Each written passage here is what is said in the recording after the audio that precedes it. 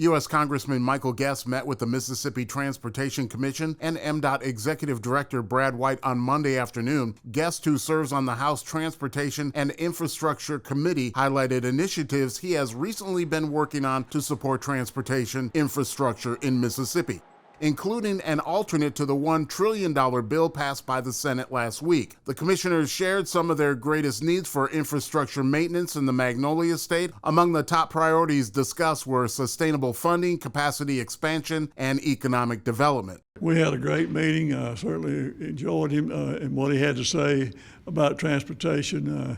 He's going to take back the funding needs as far as the federal highways and state highways go, meeting our needs here in Mississippi in transportation. Yeah, it's important to make sure that understand the needs of infrastructure here in the state of Mississippi. No one knows those needs better than the commissioners, than the executive director. With me having the opportunity to serve on the House Transportation Infrastructure Committee, I wanted to make sure that I was meeting with them so that we can make sure that we are partnering federal dollars along with state and local dollars to meet the needs of the people of Mississippi. Very happy to have Congressman Guest here. We appreciate the work he does on behalf of Mississippi's 3rd Congressional District in Washington. He serves on the Transportation Committee there in the House of Representatives, and having a partner like him to work with us as we try to meet the needs of our area is just very vital with all the discussion going on with infrastructure now. When asked his opinion on the bill passed in the Senate, Congressman Guest said that he has serious concerns about the spending attached to the bill, focused on issues other than infrastructure. The bill has yet to be passed by both houses of Congress, and the final outcome of funding for Mississippi is yet to be finalized.